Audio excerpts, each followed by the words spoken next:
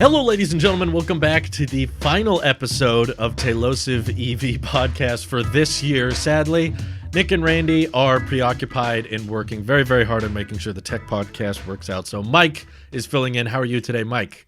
Good. How about you, Drew? I'm doing good. There's a lot of technical difficulties. I just recorded the tech podcast twice, so I'm a little overworked, but I'm glad you're available. Thanks for coming in. I appreciate you making the time. Anytime, no problem. This has been a big year for Tesla and a big year for you. This is the first year forever for the rest of your life. This is the year you bought your first Tesla. Mm-hmm. Yeah, you're definitely correct on that. April 12th, I think, is when I got it. So it's April 12th. It's been about, was that 8 months? I can't do math. 8 months. And this was also the first year of the Model Y, the bestseller, the bread and butter. It's definitely a big year, and that for the first time we've got 50% of the EV podcast as Model Y owners. Yeah, that's true. That's right. It's not 0% EV or 50% Model 3, so I guess it's a new type of podcast, at least for the end of the year. Kind of fitting for all the things that have gone through 2020. Yeah. You're right. Yeah. A lot of things have happened, especially with Tesla. Just thinking about it, like with the Model Y coming out at the very beginning of the year, anticipation for Battery Day, which finally happened at the tail end of the year, I guess. Battery Day is a real thing that actually happened, because we were waiting for so long for it to actually happen. Yeah, and then finally it happened, and it's like, oh yeah, we just revolutionized batteries, and who cares about solid state? I guess for right now. Yeah. Have you followed that at all? I mean, there was a lot of talk about solid state recently with that new EV startup that's going public, QuantumScape. Is that what it's called?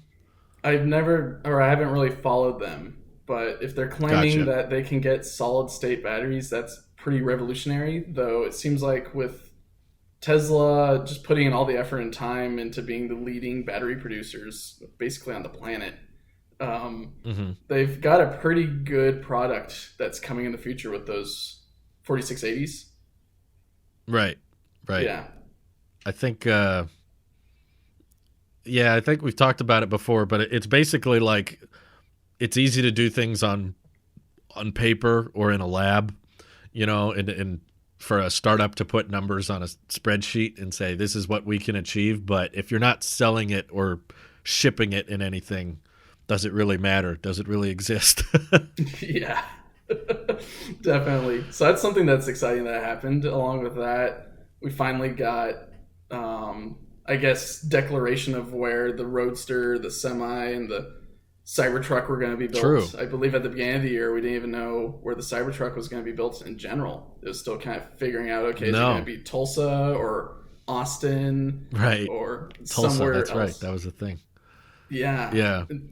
So, man, yeah, a lot of things happened. I'm very excited for the Roadster to hopefully get production done maybe at the end of next year or the year after. I hope. I don't know. Is it going to be like you the think 2022 that because I feel like that's becoming likely because the Plaid Model S was announced for end of 2021, and I feel like Elon has referenced that the Plaid Model S is for prototyping the Plaid powertrain, and then after that they will implement it in the Roadster. So do you think there's a chance that the Roadster and the Plaid Model S come out together, or does one have to come out before the other? That's the question. At the same time, the tri-motor Cybertruck is also pretty much on that Plaid level of the new cells along with 3 motors in it and having to balance all that power while producing amazing performance. It's going to be a lot of overlap, I'd say. You've got the Cybertruck and the Model S probably hitting around the same time, and then the Roadster hitting a little bit afterward. So they will have a little bit of time to kind of see how this performs, especially with some of the prototypes that they've developed, like the Model S Plaid that's been running around either the Bay Area or other places that they've put it, like the Nürburgring. And so it just drives around there. You never see it anywhere else. Apparently, I mean, it's been at Laguna Seca, and it tied the True. Lucid Air Dream Edition with basically the same time, like basically a difference of milliseconds, I think. It's got a pretty good performing powertrain. Yeah, a rounding error. So that's going to be pretty exciting, at least just to see when those come out and what Tesla thinks about them and all the tweaks and different things that they're going to be implementing for these specific tri-motor variant vehicles that are coming in the near future. It is interesting that you're right. They've kind of scheduled themselves to launch like 3 different tri-motor Teslas all within the same quarter almost. Yes, it's going to be a very exciting fourth quarter. Yeah, it makes me hope that the Plaid Model S is like ahead of schedule or something. Have you followed the reports of the Model S and X assembly lines getting shut down for like 18 days? I have. There's a lot of speculation that it's going to be a redesign of the Model S and X. That'd be exciting. Whether they put like the Model 3 center console in there almost, but then maybe some other Model S type of things like the speedometer in the front of the steering wheel. Right. Maybe a redesigned steering wheel that looks a little bit more Model 3, and maybe even just some of like the simple Model 3 center console type of look. True. Maybe a little bit deeper, maybe a little bit wider, so you get that more premium feel with a, what was it, like 69 420 vehicle? Yeah. Or I guess that's the base price, so it goes up, but maybe they'll implement it with previous or, starting price vehicles.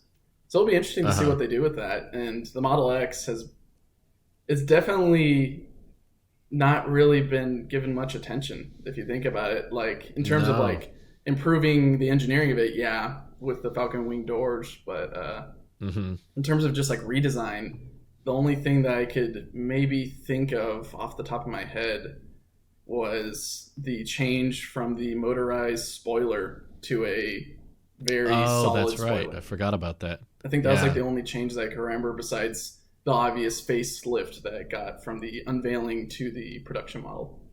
Right. They never mass-produced that unveiling version of the Model X, did they? No, they didn't. It's probably sitting around either at Fremont or LA and Hawthorne. Yeah, I'd be curious to know what happened to it, but I think at the footage they showed of the Plaid Model S had a like Model 3-esque steering wheel on it. I'm sure it was heavily modified anyway, but that gives me hope that they're doing something with the interior, because I think the interiors have been pretty much the same on the S and X since they launched, and they're kind of due for some kind of facelift or something a bit more noticeable. What do you prefer? Do you prefer having a landscape center display and like nothing else, or would you prefer having a little like behind the steering wheel type display? So what's nice is I got to test drive a few Model S's. I've sat in a lot of them in showrooms and played with the screen since I live in the Bay Area. So there's Tesla stores all over the place. And then also at the same time, my mother just bought a new Subaru Outback, which also has a Model S type of vertical display. And kind of comparing that to my daily driver being the Model Y, I definitely prefer the horizontal screen. I've been playing with Trax 2.0 recently, or 0.2, I forget what they call it, and that's been great. Definitely a lot better to like just drag horizontally. Or even just watching movies or shows while you're supercharging. It's true. A lot more. The design's a whole lot better than vertical. Some people like watching stuff in vertical or having a nice big vertical screen, but I don't know. I think there's room for a horizontal screen, or even if Tesla really wants to entertain this idea, which would be very complex and there'd be a lot of issues with it coming apart, maybe, but with a rotating screen. Where it goes from horizontal to vertical. So you kind of get like a old Model S feel if you want, but then you could rotate it and get the Model 3 look. I would kind of dig that. I know it would. You're right, though. It would be very intricate and probably not support the Tesla model of simplicity and, unifying design. But these aren't the breadwinners. These are the luxury. Elon called the S and X, like, they're building them for nostalgia. They're not supposed to be like the money makers anymore. That's all on the 3 and the Y. And soon the Cybertruck. So I don't mind if they get a little bit more intricate or get some kind of luxurious feature that you should get when spending $69,420 on a car. I'm curious to see what goes into the. I guess they announced it last year, but it made more publicity this year. The 25K models that Shanghai and Germany are going to be building. Where if that screen that is going in the middle, most likely, is either like a Model 3 size one or maybe smaller, or whether they maybe just go back to the Model S design, but it's just a little bit smaller for a smaller center console. That's a good question. I hope not. I think the Model 3 and Y screen size is about as small as they should get. Like, just in my experience messing around with them and checking out your car, like, I still find the 15-inch display to be just, I mean, compared to most cars, it's massive, but just a little bit small compared to probably something like the Cybertruck screen, which is like 17 inches. And I messed around with S's and X's displays at 17 inches. It just, something about that extra screen real estate makes it feel a bit more immersive. So I feel like 15 should be the minimum, but they got to, you're right though, they got to cut corners somewhere. Where are they going to save money? Exactly. Maybe they'll cut the paint. That'd be nice. Have a nice little cyber lineup. I hope so. But I don't think. I know. I just want that so about bad. Thinking about it in the long run, I don't think the cyber lineup is really what they're going for necessarily. It'd be really cool. But I don't think the benefits of not applying paint and just bending corners and making it look really neat, but also maybe not really attractive to most, is the best way to go for them if they want to produce vehicles that are mass market and need to go out to people in Shanghai and Germany who want something that is very typical of a regular car there, but has the performance of a Camaro almost. Yeah, that's true. I don't know. I would rather Tesla be the one company to just like go weird and go bizarre with their designs for the sake of efficiency and lower cost. And that way other car companies will feel the pressure of like trying to be more affordable. Basically, I love what they did with the Cybertruck. I just hope what they did with the Cybertruck isn't limited to just pickup trucks. Like the approach of let's make it super duper affordable with great specs. And yeah, the design will be weird, but no one will be able to beat us on like range per dollar. And even if you don't like the design, you benefit from that because now all the other EV companies developing their pickup trucks are going to have to try to be more competitive to reach your specifications, which is going to be tough because you're going to want to have a traditional design with a paint job. And it's just, I'd rather have the weird one that has super good range than just another fine looking normal one that is pretty, on par price wise with all the competition. But Tesla probably knows what's best for them. You do definitely tend towards the weird looking vehicles, especially with your recent video on the Aptera, where it's such a weird looking thing. It's amazing, especially from my background in aerodynamics, seeing it. It's got a coefficient of drag of like, I think 1.1, or 0.11.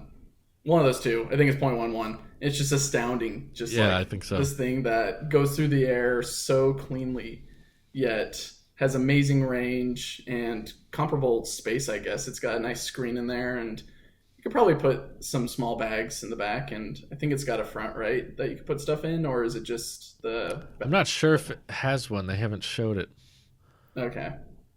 It'd be neat. But it definitely put a leg up on the Roadster, since they haven't really showed the front for that thing. And totally different markets. One is... what, like 25K, and the other one is 250K.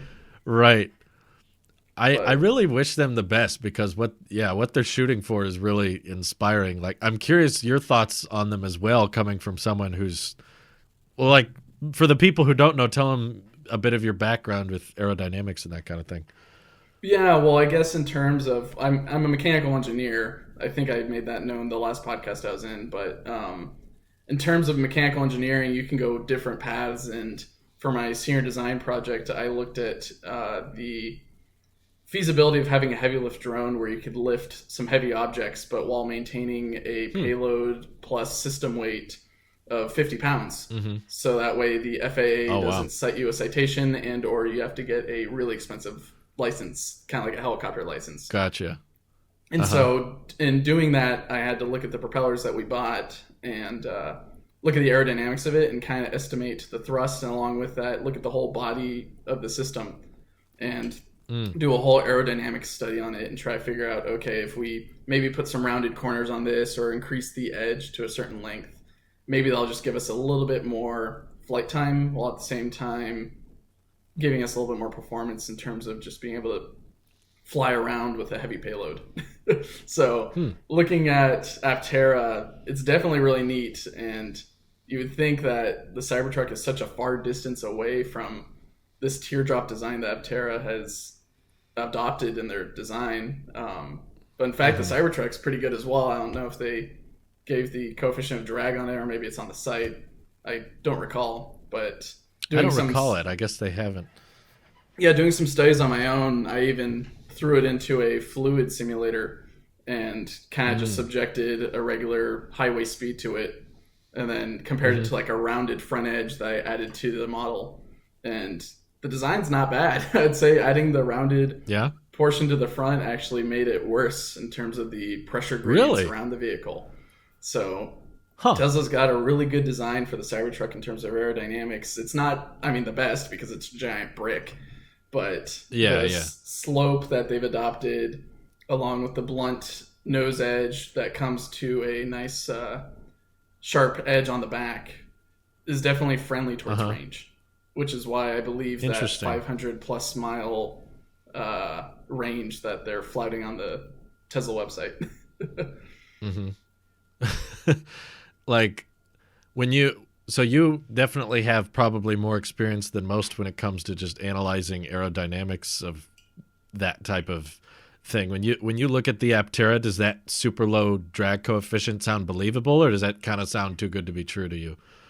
It's kind of in the realm of both. Looking at it, it's just some alien shape that you would never believe a car to look like, and I think that's why you gravitate towards it as well, because it's like, wow, this thing looks really weird, but they say it's got such amazing range and its aerodynamics is fantastic. Why not embrace some of these products that just go above and beyond in terms of what they look like, but they produce such amazing, not utility, but performance. And so in terms of the coefficient of drag that they're telling the public that they are achieving with it, or they're expecting the model to achieve at the end of production, possibly. Kind of like my assumption with repairability with Cybertrucks the other time that I was on. It's kind of like, well, we'll have to see it and see how service centers deal with that the same way that Apteras perform on the road with rolling resistance and wind speeds around it, and how people are pushing the thing as well, because some people aren't the best at being economy drivers. They're more led, kind of like my wife with her Mustang that she owned. Just brick to the ground it goes. Right, that's fair. Yeah, I am a fan of functional weirdness. I'm not just a fan of weird design for the sake of weird, but the way I look at it as, like, imagine if there were next generation pieces of technology that were incredible, but you didn't like them because of the way it looked, like, and that is what threw you off. Like, imagine if someone created a teleporter, but the only way they could build the teleporter was in this like hot pink configuration. So they invented a teleporter, but you were like, yeah, but it's pink. I don't like pink, so I don't want one. Like, that's kind of how my brain works, is like, so we have predetermined notions on how cars should look and how vehicles should be, because we've just grown up with a certain style and we've grown up with certain traditions, and that's what we're used to. But it's important to remember, like, at one point, these styles and these traditions that we've had, those used to be new. Those used to be unheard of. You know, before the automobile, we're used to carriages and horses, and that's what we're comfortable with. So it took kind of the new age, the new people who are willing to adopt new standards that are like, okay, let's try something else because this might be more practical or more functional. And no, it's not conventional. It does look different and it may sound different or whatever. But if it's better, then it will eventually become the norm. So that's probably why I gravitate more towards bizarre designs if they're functional, because typically, whether it's an Aptera or a Cybertruck, they're doing something drastic to achieve something you couldn't achieve with the traditional mindset. So that's my line of thinking. It'd be interesting to see what the 25K model Tesla that comes out in a couple of years, how it stacks up with the Aptera. Because I know they're kind of aiming at different markets, kind of like what you said before. True. In a previous video, I believe, where the Aptera's, it's a two-seater. It's not really meant for like all the things that a Tesla Model 3 or the 2 or 4-seater one that they're thinking about doing is destined for.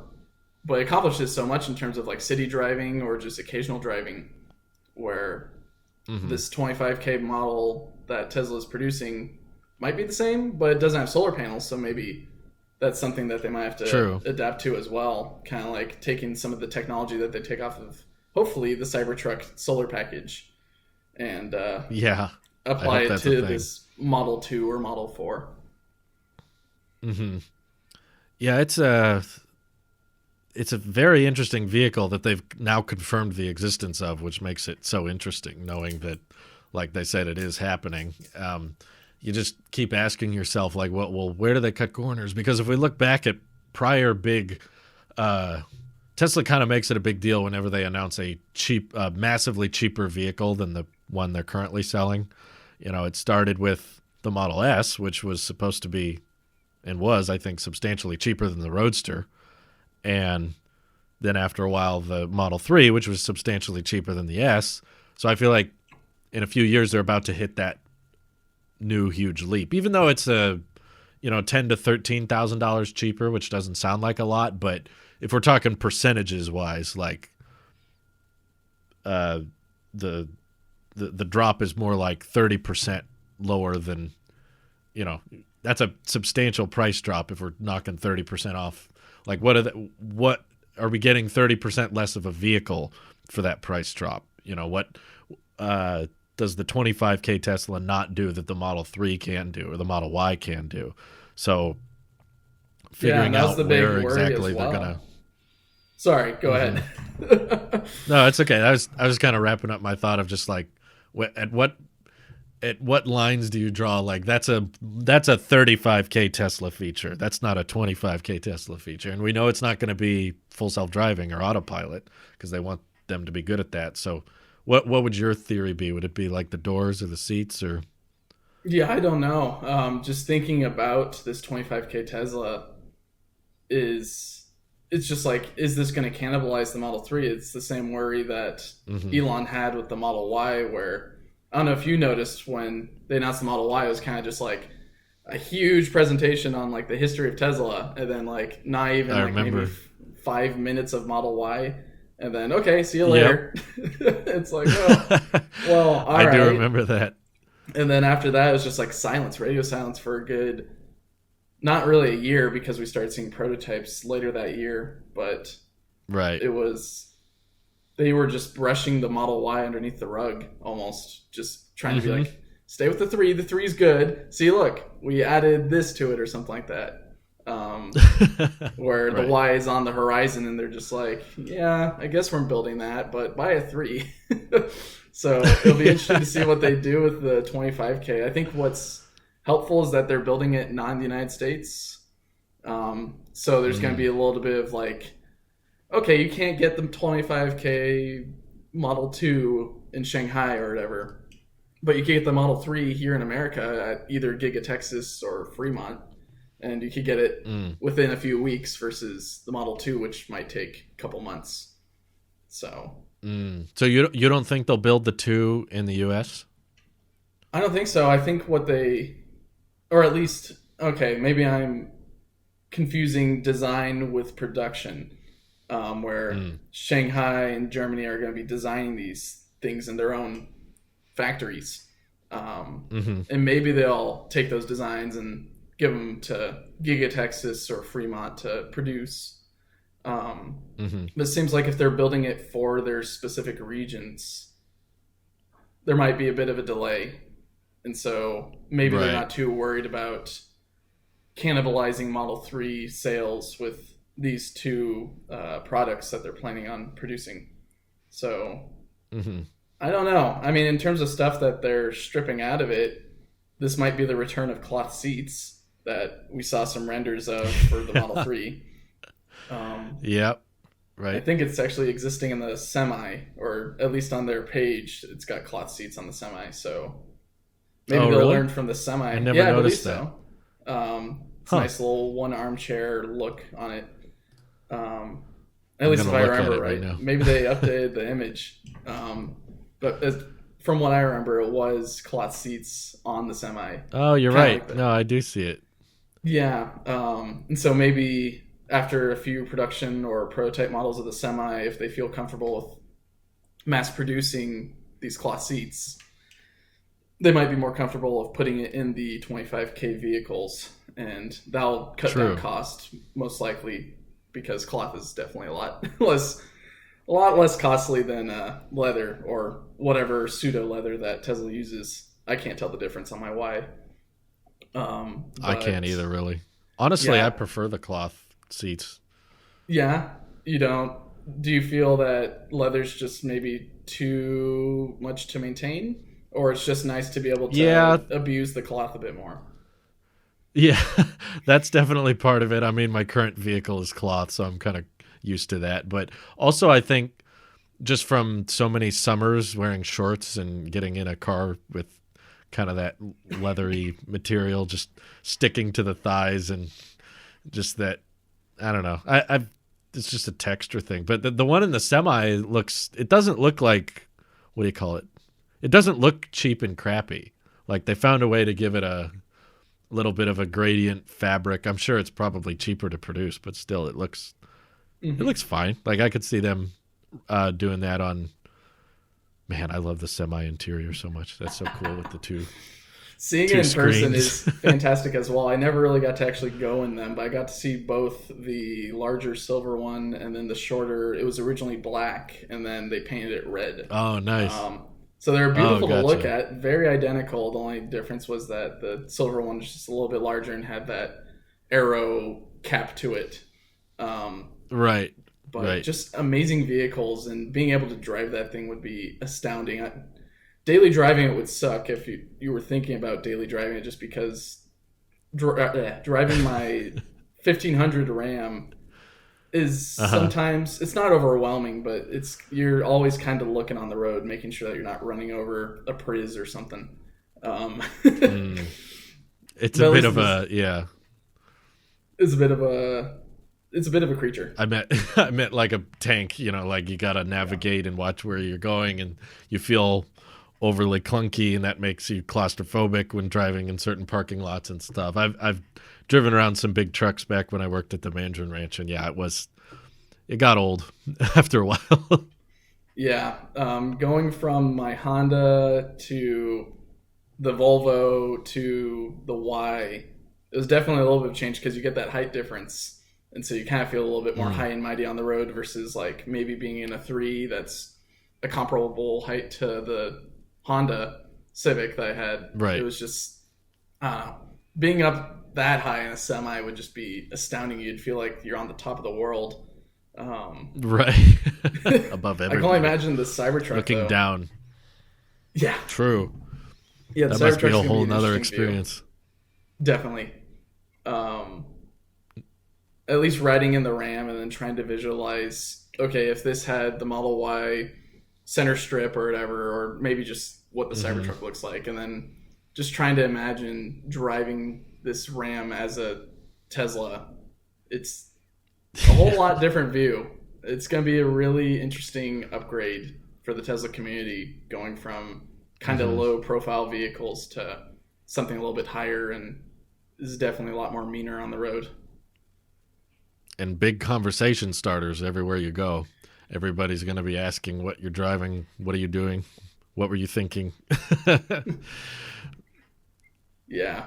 Yeah, that's going to Every be. Cybertruck owner is going to be like a walking Tesla advertisement every time people ask about it. I mean, most Tesla vehicle drivers are basically that right now, or at least a lot of them that I've met at Yeah. Superchargers. They can't get enough of talking about their vehicle. They love it, and they can't. They're not going to sell me on it because I already own one, and I Yeah, don't yeah. need another Tesla. But definitely, the community is the greatest tool that Tesla has for advertising without Mm. having to actually advertise. So being able They to have just us. say, yeah, they have us. They got this podcast. This is basically a giant advertisement for Tesla of why they're an amazing That's vehicle and why what you should so buy many one. channels are now. Yeah, yeah. That's what this has Definitely. become, is just like how much sense it makes. And like I'm already sold and I don't even have one. Well, it's nice that you've got like people like It's me and weird. Randy who help out where Yeah. you're able to sit in them, not really daily, but at least like whenever you want to make a video or you want to revisit one, Hmm. you could easily just call one of us up and then we're more than happy to show off the vehicle because we love it so much. But at the same time, Right. It's fun to chat about and film anyway. exactly what I was getting to. It's there's nothing like just chatting about cars. A lot of people, I mean, if you think about it, back in the day, people love talking about their old Chevy Bronco, or not Chevy Bronco. Oh goodness, I'm gonna get burned at the stake. Ford Bronco. Very different. Oh yeah, very different.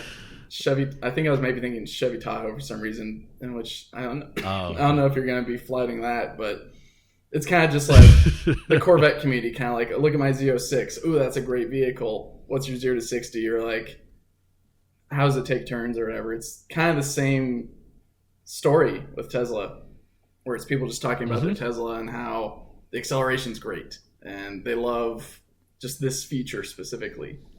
So Hmm. I've got no doubt that Tesla's going to succeed in selling vehicles just because the community's got their back usually, even when we've got people who want to see them fail. Right, right. Word of mouth is very powerful. So yeah, I'm for them not spending any money on advertising as long as possible, especially when their main issue is battery constraint, right? So it's like, don't pour money into trying to get more people to buy your cars if you can't make them fast enough. It just doesn't make sense.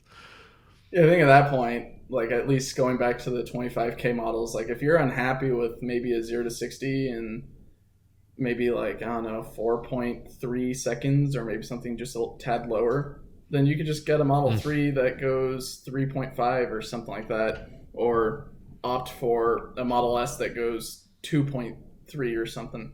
So there's Mm. options, which is great. That's coming with Right. Tesla, is that they've had so much time now from Hmm. the beginning days of the Roadster to the advent almost of the Cybertruck coming up in a year, Hmm. um, just to build up this nice array of vehicles that people can choose from. If you want a big SUV like vehicle, you could get the X. If you want something a little bit more sportier, you get the S. Or if you're like me and don't have that much money, you could dip into the 3 and Y, which are a bit more affordable and still provide amazing performance. Yeah. I think part of the way they might justify the 25K Tesla that would be kind of exciting to think about is maybe by the time the 25K Tesla is out, the Model 3 and Y will be very different than the way they are now. So maybe them saying the 25K Tesla will have around 300-mile range, definitely above 250. Maybe by then the 3 and Y have more like 450, 500-mile ranges because they've gotten the 4680 cells in them now. So with that extra cost savings and lower operating costs, they could maybe provide some more premium features. I don't know what, maybe ventilated, cooling seats or heated steering wheel, or add in some more, premium luxurious features while keeping the price the same. That way, when the 25K Tesla comes out, it's kind of what the Model 3 is now. It's just maybe a little smaller, but it doesn't have the absurdly good 450, 500 mile ranges, and it just has 300, which now sounds like really good, but maybe in the future that won't sound as good. I don't know.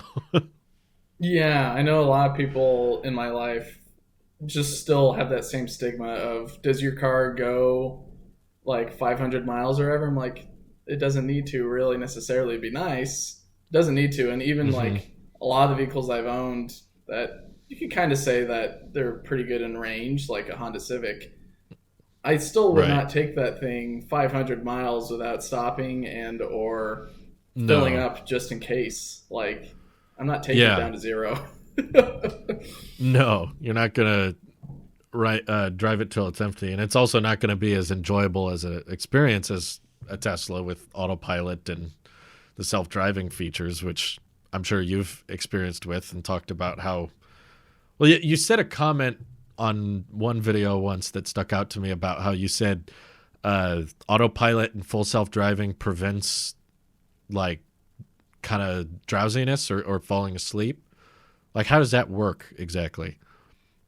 Well, I haven't experienced it myself, but I know that at least maybe Elon has gone into detail where, at least, I think it was on the Semi unveiling, where if like you get drowsy while driving the Semi, the vehicle, like it usually does its usual in the FSD or Autopilot mode, it checks to see whether you're paying attention by wiggling the steering wheel, or at least applying some torque to it, so that way it checks, yes, you're still awake.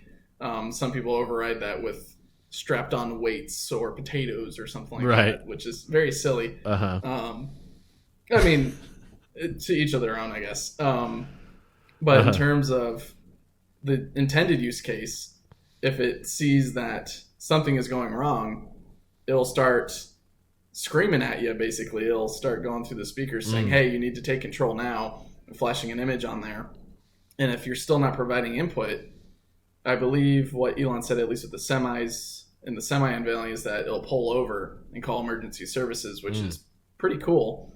I've never had that happen with mine. The only thing that got close to that was I was coming up the Grapevine from LA, and I needed to take off my jacket, and so kind of to take off a jacket with a seatbelt on, so I clicked the little seatbelt button quickly just to take off my jacket. It was in full self-driving. My wife was watching. I was watching. I still had a hand on the wheel, but it saw that I unclicked my my seatbelt, and it started screaming.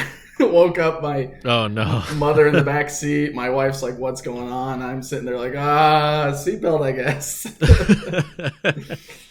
So it's a safe feature. At least it's got a lot of safety tools built into the vehicle, so that if maybe you're not the best driver and you need a little bit like an extra hand, or if you're like a lot of the aging population where you just need some assistance and it's usually welcomed, the system is there to help you out. Scaring you to bits sometimes, but at least it's trying to help. Right. Well, could the argument be made that having Autopilot and making driving so much easier, because you don't have to worry about following distance and even the lane guidance and even taking certain exits because Navigate on Autopilot is on and everything, could that make you more likely to fall asleep because it's so relaxing? So from my experience, maybe. I know that when I drive to work early in the morning, and sometimes it's just an early morning and I maybe stayed up late the last evening, I could get a little bit drowsy, but the system's always checking, and being able to actually look at your environment while you're driving is nice. It's sightseeing. It's almost like you're on a safari, but instead of seeing really cool animals, you're seeing certain aspects of your daily drive that you never really noticed. Like, oh, there's a sign there that I never really noticed, or has that tree always been there? Or why is there so much garbage on the side of the road? So it's like gives captain you a little of the bit... ship. Exactly. You're more of a captain on the ship, where you're not the engineers who are trying to maintain everything and making sure that the engine is going correctly and that you're going the right trajectory necessarily, or something else. But you're overseeing. It's definitely more of an overseeing role rather than having to make sure that the car is in between the two lanes and that you're not crashing anything else, and that you're not going into someone's bumper or someone's going into your bumper. I do like that method of driving. That's probably why I'm more excited for level 4 autonomy and more skeptical about level 5. Is I am not crazy about the idea of the car with nobody in it driving around, or robotaxis is probably going to happen, especially looking at Waymo and Zoox, and Tesla's very confident about it. I think it's a few years away, probably further than what Tesla thinks, but I'm more excited for the idea of getting in the car and just chilling as the car does all the work.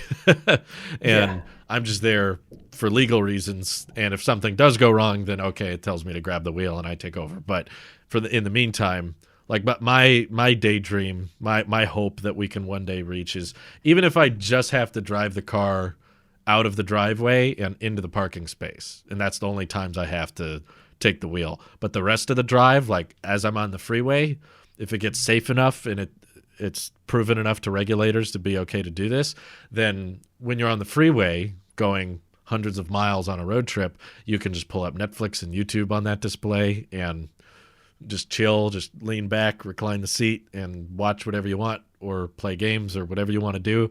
And then at the very end of the trip, you just have to grab the wheel and park it, and that's all you have. That's the dream for me. That's what I want to get to. Same here. Yeah, I know on my daily drive right now to work, there's certain portions of the road where Navigate on Autopilot just can't do. It can't merge onto this exit ramp fast enough, just because it's a quick entry or on ramp to off ramp, and there's just that little bit of room where you get in and go to another highway. And so, what I'm really hoping in this new FSD beta that is coming out, I think it's going to be like V11, or I forget what people are calling it officially. I'm hoping that it improves that aspect, so that way it gets closer to kind of what you're saying with this level 4 or close to level 5 autonomy, where you just have to back it out of the garage or driveway and then double tap the steering column paddle, and it just takes you away. And you can just enjoy the morning, either looking at items and environments on your morning commute or wherever you're going, and or when the time allows to, I don't know, play games on the center console or make some cool sick beats, kind of like what Randy's doing on that would be he's so not doing cool. it, but like at least with like the tracks software, it's pretty neat. I've been playing around with it a little bit, and I really want to put more time into it, but I never really have enough time in the car where I'm just sitting there and not moving. Sure. I mainly use the car as a car and not as a entertainment system. So fair. That's fair. It would be interesting to see that. Are you the type that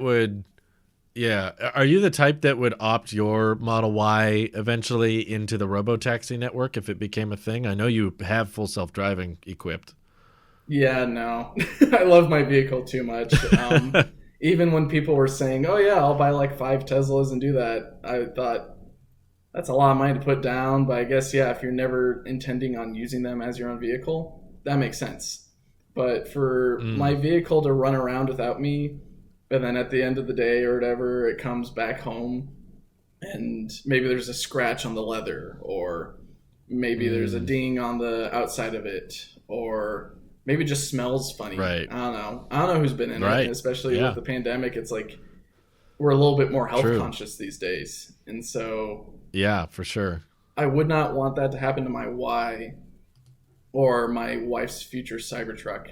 If I had enough money, I'd probably buy a bunch of those 25K Teslas and do it, just because it's still providing transport. Just for the revenue? For the revenue, yeah. I would maybe drive it once or twice, and then from there just say, okay, I've already got a more expensive, nicer vehicle that performs better, and I like the feel of it rather than the 25K Model 2 or something like that. So I think that'd be the only situation where I would enter those into the robotaxi fleet. If you bought a vehicle, like, so you'd buy a vehicle just for robotaxi. You wouldn't opt like your personal one in. Mm-hmm. Yeah. Gotcha. I think I'd go ahead. Probably the same way. I'm still not proven there's so many roadblocks I think are in the way of robotaxis actually becoming a thing that we could make money off of. Like, for one, getting the software right, and then for two, getting regulators to be comfortable with it, and then for three, I feel like robotaxis could face a massive like supply and demand problem where you're just going to have some rich guy, once he finds out that they work, buying up 10, 20, 30 of them and flooding a community with them. And he was the robotaxi before everybody else, so he has all the vehicles in all the places that are the most populated. So if you try to opt yours in, it can't get enough riders because someone else is opting all their robotaxis in. And so you were told you were going to make all this money, but now you can't get enough riders, so your car just ends up waiting in a parking lot hoping someone will hail it. And I don't know. It seems too simple, like the pitch they gave on Autonomy Day of like, oh yeah, get down to 18 cents a mile and eventually you'll be able to make $30,000 a year off these things. Like, I don't know if it's that. No, there's a lot of factors. And then thinking about at least areas kind of like where you live, robotaxis are probably not going to be necessarily a thing, just because people like driving around those areas. And they're so really spread out. You'd have to have taxis in so many places for it to be like within 10, 20 minutes they can come get me. Like out here, it would be like in 40 minutes to an hour, maybe someone can come get me. Yeah. In terms of the Bay Area, I think it might be possible. The only issue I see is there's a fourth bullet point to your list right there, being adaptability to its environment, where I could definitely see issues with just trying to get the robotaxi fleet to manage crazy drivers on the road, either in the Bay Area or any other place. And it might not perform the way that guests or customers in the vehicle prefer, and they might opt more for taxis or Ubers rather than autonomous vehicles that maybe they're okay with not having a driver behind the wheel necessarily, but for it to maybe doing erratic braking just because someone else in front of them is doing erratic braking, or maybe just not having a good acceleration ramp that is comfortable for people, or even be able to make an exit on time, maybe because of its environment or something. There's a whole bunch of variables. So I'm kind of on the same wavelength as you in terms of robotaxi. Like, not too sure if it's going to be viable until we mitigate the amount of vehicles in an area that serve as those free variables for these systems. Like, I don't know what's going to happen with that. Like, once you kind of have almost a gated community or gated city almost, where only autonomous robotaxis or vehicles are allowed in, it'll be great because they can predict each other's movements. But very safe. Then you're kind of losing that ability to maybe get to your office in the middle of the city. You'd have to either move into the city or move close to the city, or drive your car to a certain spot and then from there take a walkway to one of these robotaxi drop-offs and arrivals or something like that. So have you seen any of the recent testing that Google Waymo has been doing with their robotaxis? When I lived in Mountain View, which is where Google's located and Waymo does a lot of their testing, I saw it so much when I first moved there back in 2016. By that time, they still had the little buggies, if you know what those looked like. They almost looked like little ladybugs on the road. I remember. They were the coolest things ever. I got to go to the computer museum where they usually have the Semi or the Roadster, basically where they have their shareholder meetings, at least for Tesla.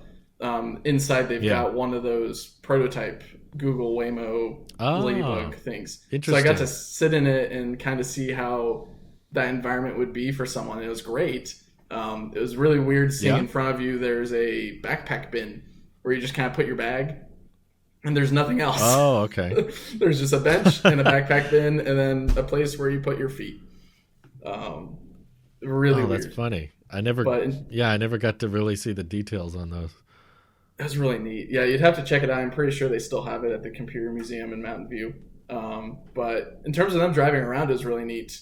because they of course had steering wheels, so that way they're legal on the road.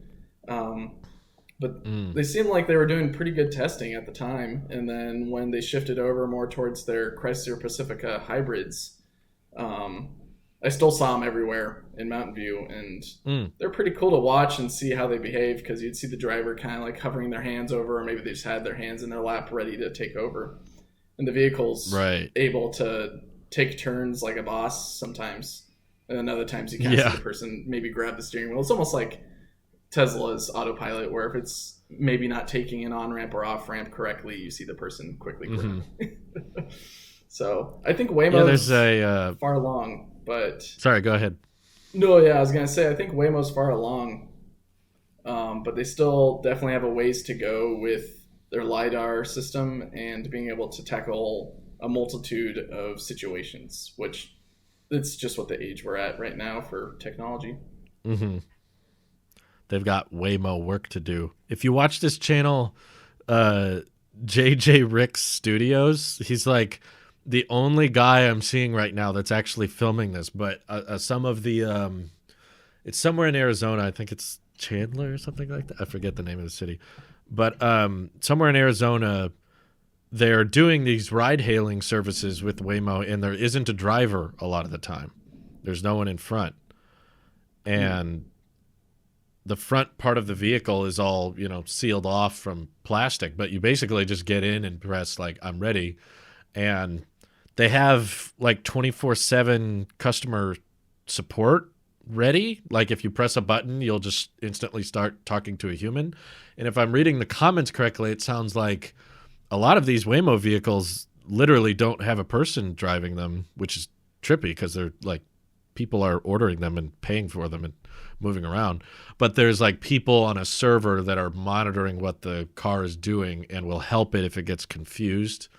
And sometimes, or if not all times, they have a follow vehicle with two people in it, a driver and a backup driver, that if something goes wrong with the manless Waymo, then someone jumps out and takes control over it. But you can tell the city streets,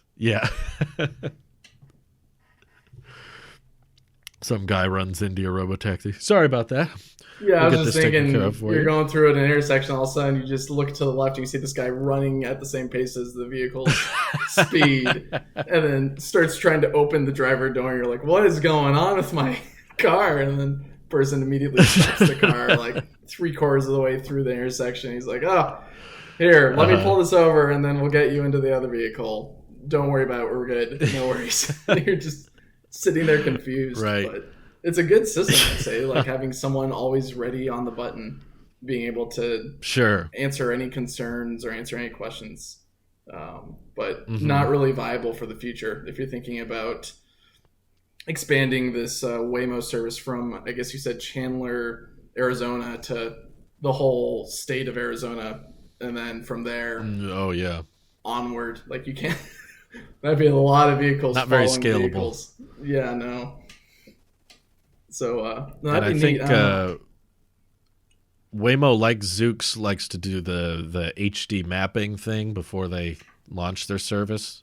So they've predetermined a lot of the routes, and you can tell by the city that this guy is filming the videos in, like, it's very, very straight roads with very well marked lanes and good weather, and everything is just very straight and simple. I was like, yeah, it makes sense to test your autonomous driving here, but it's just cool to see it actually happening. Like, it's with a lot of fine print, but it's kind of level 5 autonomy there. Like, there's no one in front.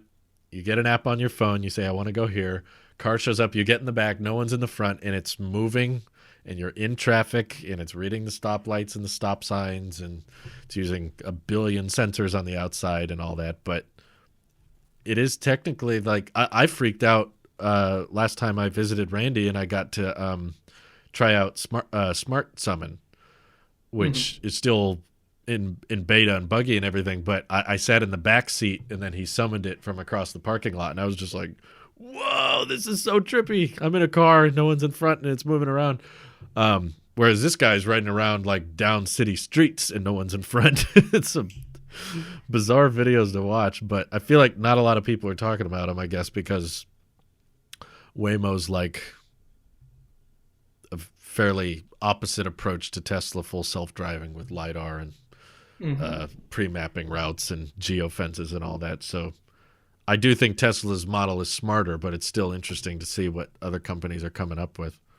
Yeah, you do have to start somewhere. At least with Tesla, they started with, okay, you pay a couple $1,000s, and then you are now beta testing this software, and you're liable for everything. But you still have a wheel in front of you, and you're going on different streets, and the computer is learning from that. With Waymo, it's more of, let's start somewhere simple with our advanced technology with like this specific city in Arizona that we know that there's not too many turns, and we can make sure that the city infrastructure is built up so that there's clearly labeled signs and all of that, so that way the vehicle doesn't get too confused. And it's a good place to start because then they can branch out from there, from Chandler, Arizona to another city that's maybe close by, so that way they don't have to go too far, or maybe somewhere that's a little bit more similar to Chandler but maybe has less markings, so then the system kind of has to adapt to, okay, that looked like a stop sign, but I'm not too sure. Right. Yeah. That's I think everybody kind of gets it why Tesla's still the leader there, is because like those edge cases is the real challenge, right? Like figuring out how to make a car drive. I'm just looking it up now. It is Chandler, Arizona. And if you just pull it up on maps, you see how grid-like all the streets are. Like everything's just 90-degree angles and all that. And it's cool to see what, where can we start with this, but it's definitely smarter to say, why don't we just get as many cars out on the road as possible and have everyone else pay us to test the software and we'll make money off of the beta program instead of having to pay engineers. And that way Tesla by far is going to have more data and more miles driven autonomously than anybody else, just because, all of their vehicles, even Mike here is contributing to the FSD beta program. And like, that's such a smarter way of going about it. So I try my best to help out with their computer, but sometimes, kind of like what I said, there's places where the computer just can't do it. It can't make the maneuver. And so I think where I pride myself is there's a lot of yellow lights that flash, kind of like indicating, oh, slow down because it's rough weather, or, oh, construction for the next 5 miles, or something like that. And the car interprets that yellow flashing as warning or yield or something like that. And so it starts slowing down. Right. And you've got traffic behind you going like 65 miles per hour, and then you're slowing down to 55, and they're like, what's going on? So I usually, what's nice is you can put your foot on the accelerator and the car speeds up.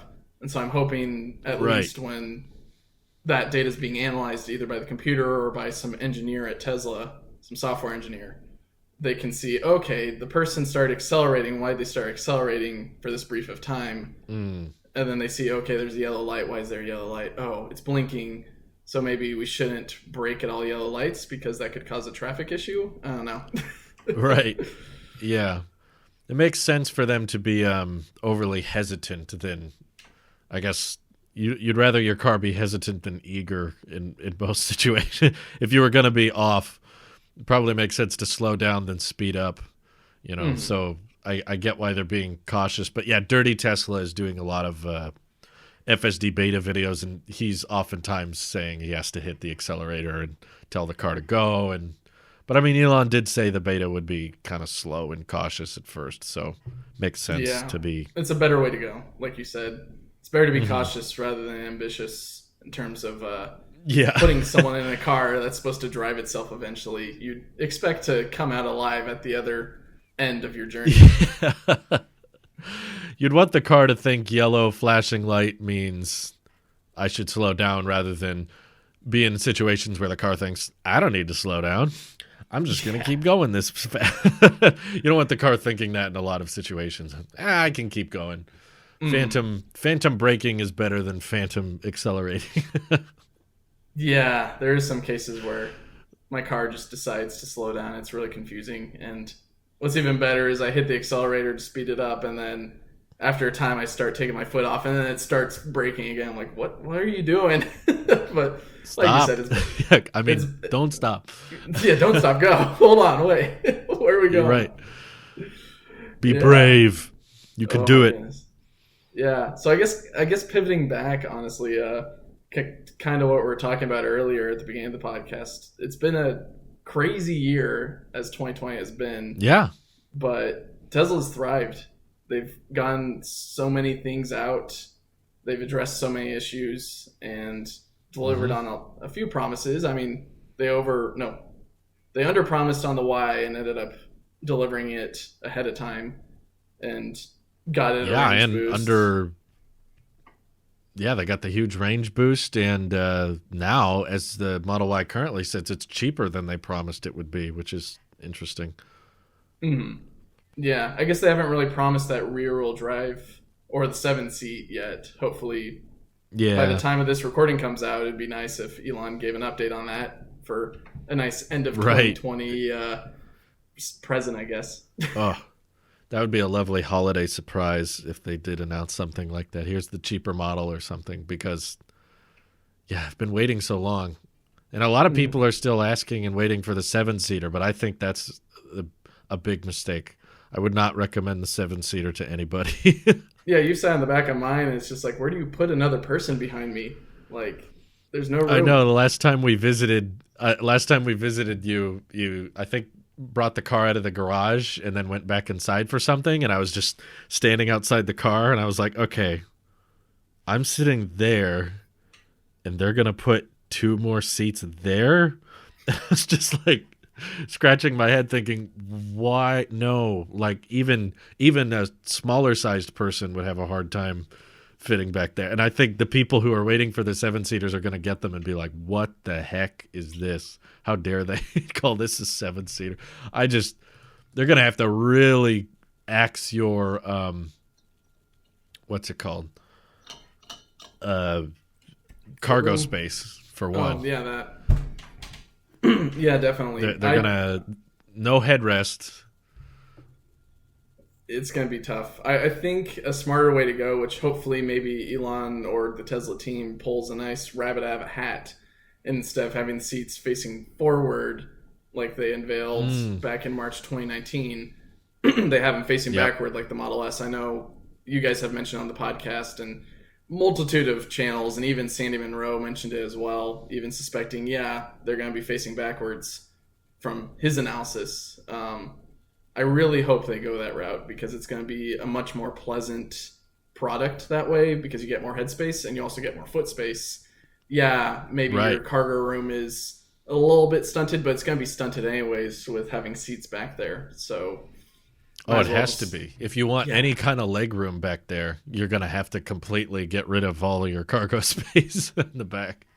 It's awful. I think when my wife and I first got the Y, we went on a nice little Highway 1 excursion. And for listeners who don't know what Highway 1 is, it's a highway that goes up and down the coast of California and has a lot of amazing sights. And so we took it to this one cliff edge and had a beautiful view of the ocean. And we sat in the back of the Y and we're just sitting there. It's like, we're almost taking up like this whole cargo area with just sitting here. Like, how are they going to fit? You were facing backwards, right? Yeah, we're facing backwards. So it's like, okay, if we took out like the hidden trunk or hidden space cover and then kind of sat that kind of deep section. Yeah, that deep section where you usually have like the power cord put in there. At least for me, I've got my vehicle exterior cover, so that way if I park it outside and I have no choice of putting it inside, there you go. It's got a nice little cover for it, so I don't get too much sap on it. But I was thinking if you put your feet in there and then you kind of sit on the second hidden compartment in the Y, you can defer to Drew's video on that second little compartment. It's pretty nifty. It's still not too much room, but it's a whole lot more pleasant than trying to stuff someone. I think someone in your video actually on that 7-seater Model Y said stuffing someone sideways or horizontally, and it just made me laugh. Like, yeah, that's the only way you'd fit me in there is putting me up in a little ball and shoving me in there. Cannonball position in the back. It would Yeah. not be No, a pleasant I drive. mean, most third row options in SUVs are crammed as it is. Like, for some reason, several people in my family had Toyota Highlanders, and I've been in the back of those, and it's very uncomfortable and very squinched and not comfy. But even those have more room than the Model Y. Like, they have kind of a 90-degree box point of view from the back of the vehicle, whereas the Model Y slopes off. So it's like less leg room, less headroom, and less width as a whole because it's more of a crossover than a full-size SUV. So if you're going to do a 7-seater, I would say Monroe is correct. Like, rear-facing is the best way. I know it's not super safe, but frankly, I don't think forward-facing is much safer, to be honest with you. Like, it's definitely not comfortable, and if you're balling yourself up, if you're going to have your knees in your face, it ain't safe. Yeah. Yeah. I'd say if you really need a 7-seater Tesla, just go either sacrifice the extra seat and wait for the Cybertruck, or go for the There you go. 6/7-seater Model X, in which sitting in the back of that, right. like, people say it's bad, and I've sat in it, and it's not great, but honestly, like, saying you really need a 7-seater Tesla, it's not a bad option. Like, I've been in many, or not many, but a good few 7-seaters, and the 7-seater Model Y ain't bad. You're definitely sacrificing foot space, but yeah. What do you expect?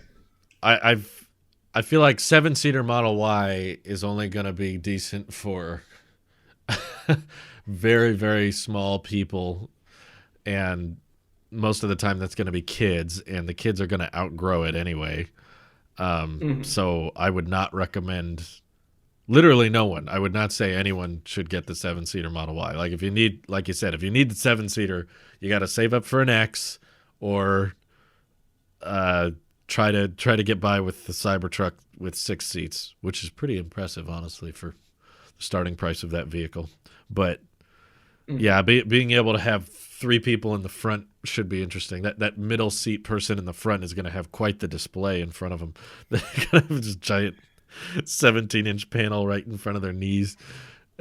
There's no center console area for your phones. I was thinking about it with my 1500 Ram, because it's very similar to a Cybertruck. I was very surprised with the 2019 Ram. If you look at all the specifications and compare it to the Cybertruck, they're very similar. Like, the Cybertruck's just, I think, a little bit less long, a little bit less high, and a little bit less wide. But it's got a 6-seat interior, kind of like the Cybertruck, my Ram. It doesn't have a huge center console like the upgraded ones do, and even those aren't even huge center consoles. But True. Yeah, kind of going back to what you're saying, like, for such a low price of like $39,999 for 6 seats, that's a great deal. Yeah, seriously. And the adaptive air suspension, and the bed is huge, and that's why I'm worried they're gonna can that version and decide they don't want to make it. But that, if it does actually come to market, that is quite an impressive deal of vehicle you get with that option. So I hope that's a real thing. But yeah, I know think it's maybe not the a most possible commonly reserved one. I think a possible path that they might go for, which I could definitely see happening, is maybe when they when they have the tri-motor and the dual motor doing so great, it might fall into the same path that the Model Y has been, where it's like, oh, people just keep on buying this, so there's why would we bring in the single motor? And then maybe to fill that space, instead of putting in the $39,999 single motor Cybertruck that, as it is right now on the site, they introduced the Wolverine edition, I think is what Elon called it. And you can just have a smaller Ford Ranger type Cybertruck for that single motor That's use. Yeah, I think that's the one I want. That one sounds awesome. I would be tempted to get it, but with my wife just wanting a Really? really big truck, I don't think we'll either have the money or the garage space. Well, I guess we wouldn't really even need the garage space since it's stainless steel, but I don't need it. It'd be really cool, but I don't need it. Yeah, So that's like the one drawback of the Cybertruck for me is like just the extreme size. So if they could bring all those benefits to something smaller, it would be awesome. But yeah, in in conclusion, Tesla's stock price has also had a very interesting year.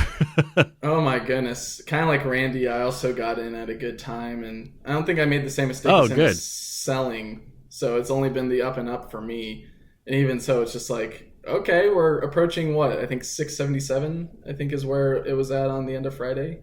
Yeah. You know what's crazy to So think about? what? Adjusted for the split, the stock price of Tesla at the beginning of 2020 was $86. Okay, Now it's almost 700. it's That was in astounding. 1 year. Yeah, That's no, I mean, crazy.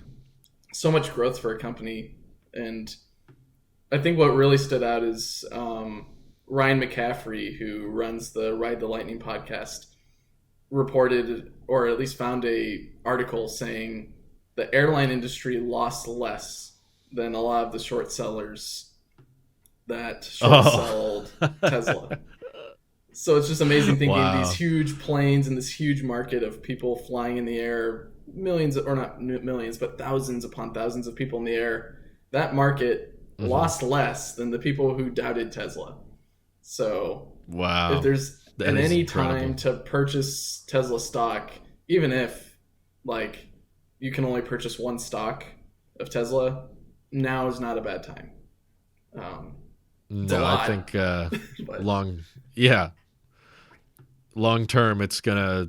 This is if people are reacting to Tesla stock like this in 2020, I'll be fascinated to see how people react to Tesla stock when they're delivering multiple millions of vehicles per year. With this is all being done with like two operational factories, and by the mhm. end of next year, they're going to have four operational factories, and I'm sure as Giga Berlin is coming online, they're also going to be working on the next phase of Giga Berlin, similar to Shanghai. So you have like next year, Berlin comes online. Year after that, the Model 3 assembly line for Berlin comes online, or the Model 3 hatchback that the European hatchback that they're designing for that market comes online. So it's just going to keep exponentially doubling over the next few years. So that's why seeing it behave this way when they're relatively in their infancy is fascinating.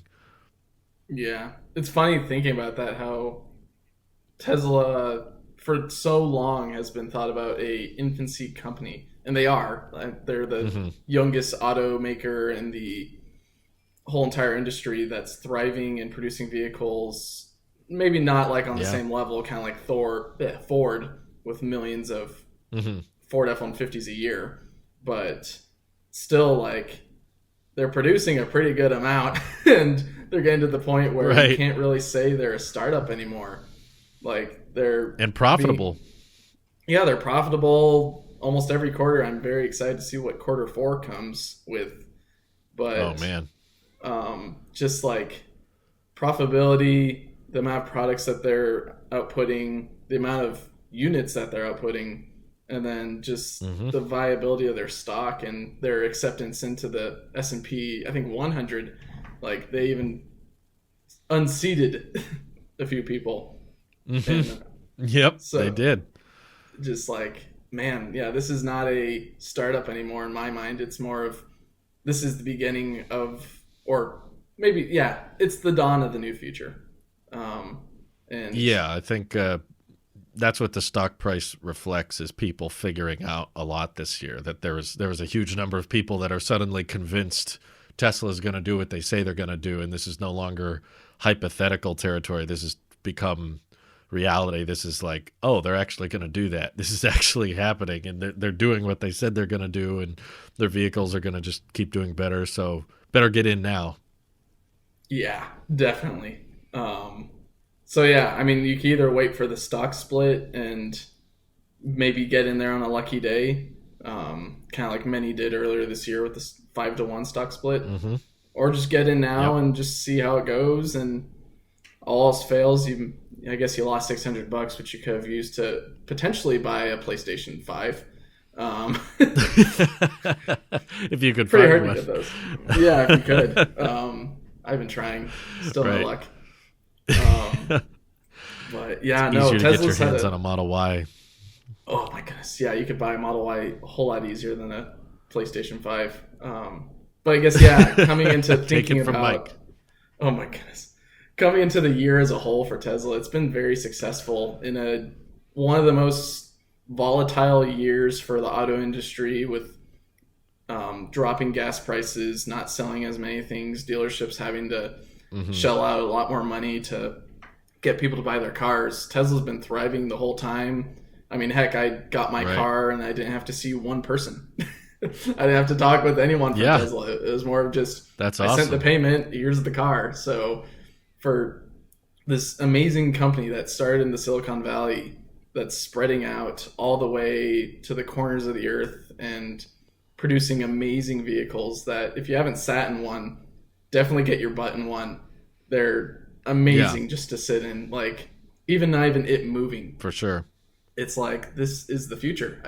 I guess I get it. And if you don't get it, drive it around, and then maybe you'll get a better idea of, I see why people talk about this thing so much. For sure. And it'll be interesting to see some of these new actual startups enter the market next year. We got Lucid entering next year. We got Rivian, Lordstown Motors, like Aptera. There's a lot up and coming. Yeah, Aptera, that's right. End of 21, I think they could be delivering. So that's another big one. Yeah, it's going to be interesting to see how Rivian handles it, because I know that they even said that they're backed up and it was going to take them a while. And with Lucid, I don't know if they've said anything publicly, but it'll be interesting to see those things on the road more frequently and being able to see how it stacks up to a Model S and what people prefer. Or you'll get people maybe like Ben Solons, who's like, I can skip on the Tesla, I'll go for this and see how it goes. And then you actually have options now. It's just Tesla. That's the only option you have. It's now you can go for a Rivian, or you can go for a Lordstown Endurance, I think, or anything else. I'm excited for the Doug DeMuro videos on everything. This is the Lucid Air First Edition. Dream Edition or whatever. Should be fascinating. Dream Edition. The display is massive. So styling gets an 8 out of 10. That man makes me laugh all the time. That'll be awesome. At one point, YouTube recommended a 12-minute video of Doug DeMuro saying this. And yeah, I've seen that one too. You definitely lose 12 minutes of your life, but it's pretty Yeah, exactly. Well, I'm excited to losing more minutes of my life next year. I'm excited for another year of Talos of EV. I discovered this podcast and the YouTube channel, I think maybe in February or March or something like that, just a little bit before I got my Cybertruck, I guess. Or not Cybertruck, oh goodness, I don't own one. The Model Y. Are you not telling us something about the Cybertruck? I may or may not have a prototype in my garage, but yeah. Well, thank you so much for listening. Definitely, yeah. A second year of Talos of EV. That's gonna be pretty cool, seeing what comes, both content wise and then I guess just in general what comes out in the EV space. Because from what it looks like, there's gonna be a whole lot of EV products, kind of like you said, the Lucid Air Dream Edition, the Rivian R1T and R1S, hopefully the Lordstown Endurance, the Ford Mach-E is finally coming. That's right.